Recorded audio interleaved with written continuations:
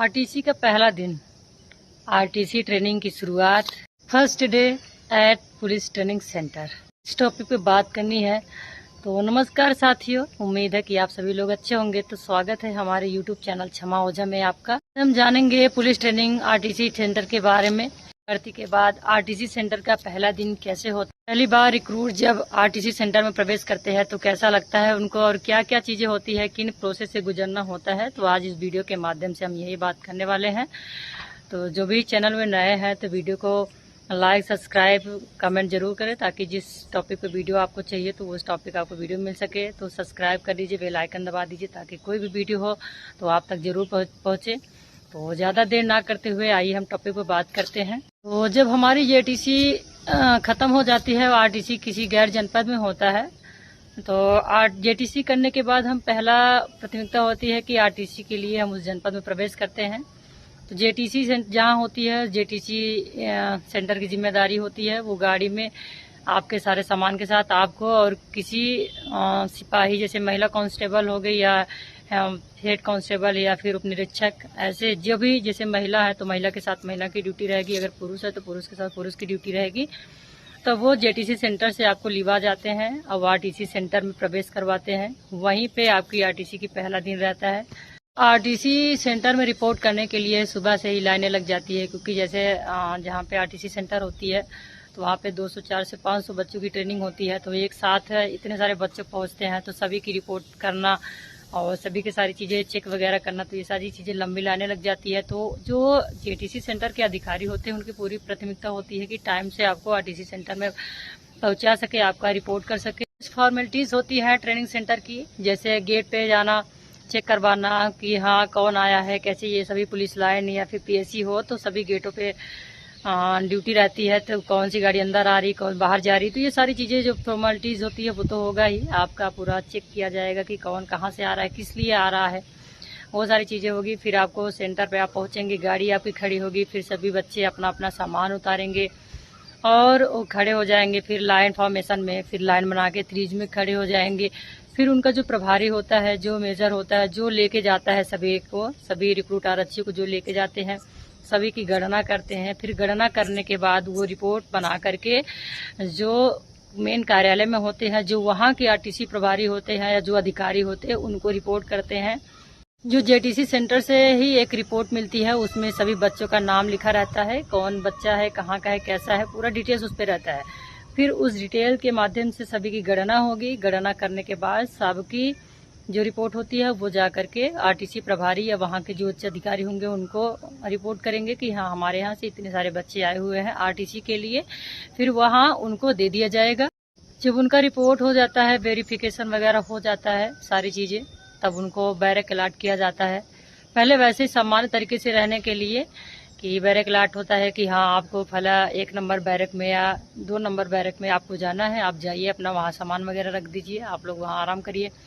तो वहाँ पे हमारा पहला दिन होता है। तो बहुत सारे बच्चों का सवाल होता है कि आखिर हमारा बैरक कैसे होगा और सारी चीज़ें सामान्य तरीके से व्यवस्थाएं कैसी होगी। वहाँ पे उनको 9 महीने की ट्रेनिंग करनी होती है, तो सुचारू रूप से ढंग से पूछताछ होती है। फिर इसके बाद जो भी बैरक मिलता है उसमें बेड होता है, लॉकर वगैरह होती है, जो सामान, और अच्छा अनुशासन होता है। और जो कुछ सीनियर बैच के होते हैं वो उनको मदद करते हैं, उनकी सारी चीज़ें के लिए क्या परेशानी हो रही, क्या दिक्कतें हो रही, उनको सेट करवाते हैं, वहाँ बैठाते वगैरह है, उनकी रूम वगैरह व्यवस्थाएं देखते हैं। तो जो पहला दिन होता है, पहले दिन ही आपकी पीटीए परेड वगैरह नहीं शुरू हो जाती, क्योंकि पहले दिन आप जाएंगे, फिर आपका सामान वगैरह होगा, एडजस्टमेंट कैसे कैसे है। तो बहुत सारे अलग अलग जनपदों से लड़कियां आएंगी या लड़के आएंगे, जहाँ भी आरटीसी रहती है उनकी सुचारू रूप से व्यवस्था करना, फिर ये सारा चीज़ें होती है। फिर वो खाना वगैरह खाएंगे। हाँ ये है कि गणना होगी, जैसे कि जिस दिन गए आप उपस्थिति हुई उस दिन आपकी गणना हुई। फिर शाम को जो 8 बजे डेली गणना होती, वहाँ गणना होगी। गणना में जिसको क्या समस्या और क्या दिक्कतें हो रही वो पूछा जाता है। अगर वहाँ किसी को कोई दिक्कतें नहीं है तो सब कुछ नॉर्मल रहता है। और जिस दिन हम लोग जेटीसी करके जाते हैं तो दुख तो बहुत ज़्यादा होता है, क्योंकि साथी जो होते हैं बिछड़ जाते हैं। जहाँ पे भी हम लोग रहने लग जाते हैं वहाँ का एक अलग ही लगाव हो जाता है। फिर नए लोग मिलते हैं, नई जगह मिलती है, नया बैरक मिलता है, नए सारे तरीके से होते हैं। फिर वहाँ एक ट्रेनिंग की नई शुरुआत होती है, जहाँ पे हमको 9 से 12 महीने की ट्रेनिंग करनी होती है। फिर वहाँ एक अलग अनुशासन होता है, अलग मजबूती होती है, अलग ट्रेनिंग सेंटर होता है। तो उस दिन तो कोई वर्कआउट ज़्यादा नहीं होती, बस गणना वगैरह होती है। इसके बाद जैसे आपके पास सामान वगैरह, जैसे ट्रेनिंग करने के लिए वर्दी कंप्लीट है, शूज़ वगैरह जो पीटी शूज़ होता है, और बूट होता है जो वर्दी वाला, और भी जो सारी चीज़ें होती है उसके सुचारू रूप से उसकी गणना होती है कि किसके पास क्या सामान मौजूद है, क्या चीज़ें नहीं है, उसके बारे में किया जाता है। उसी दिन से हमारा अनुशासन शुरू हो जाता है कि कैसे टाइमिंग पे उठना है, कैसे हमारा रूटीन का होना है, और मोबाइल कितना कम यूज़ करना है।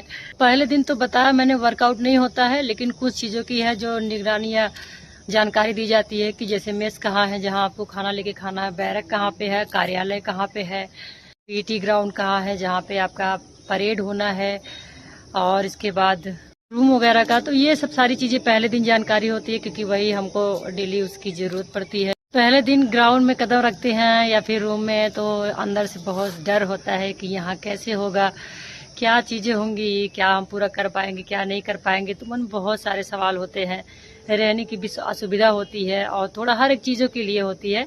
लेकिन सब कुछ अच्छा होता है जब धीरे धीरे हम रूटीन में आने लगते हैं, सारी चीज़ें करने लगते हैं, तो बहुत अच्छा लगने लगता है, और वो ट्रेनिंग एक जैसे घर जैसा हो जाता है।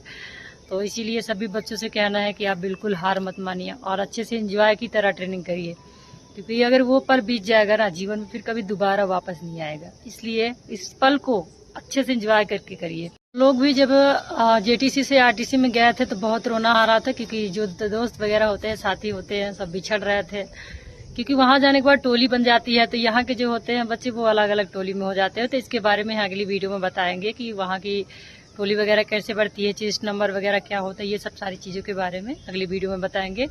तो फिलहाल ये इस वीडियो में यही है कि आपका जो आरटीसी का पहला दिन है कैसे होगा, किस तरीके से शुरुआत होगी। तो सभी बच्चों को परेशान बिल्कुल नहीं होना है, हम लोग भी इस दौर से गुजरे हुए हैं। आज भी अगर इन बच्चों की ट्रेनिंग देखते हैं तो मुझे भी अपने पल, अपने दिन याद आते हैं कि हम लोग भी ऐसे ट्रेनिंग में गए थे, आरटीसी करने देवरिया गए थे मऊ से, और ऐसे ही कैसे क्या सारी चीज़ें हुई थी। तो उस समय मतलब कहीं भी नई नई जगह जाओ तो बहुत अस्त व्यस्त हो जाता है ना, हम रूटीन थोड़ा सा डिस्टर्बेंस हो जाती है, तो थोड़ा सा मन में होता है, उदासी भी होती है, खुशी भी होती है कि जिस दिन के लिए हम इतनी बेसब्री से इंतजार कर रहे थे, जो चीज़ें के लिए आज तक लड़ रहे थे, तैयारी कर रहे थे, पढ़ रहे थे, आज वो सपना पूरा हुआ।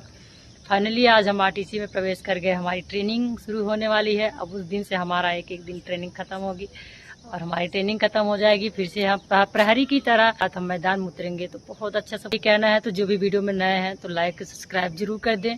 अगर तैयारी कर रहे हैं तो फिर आगे ऐसी चीज़ें आपकी होने वाली है, और जो बच्चे ट्रेनिंग करने जाने वाले हैं तो उनके लिए यूज के साथ आएंगे नई जानकारी के साथ। तब तक के लिए नमस्कार साथियों, जय हिंद, ऑल द बेस्ट, बहुत बहुत बधाई।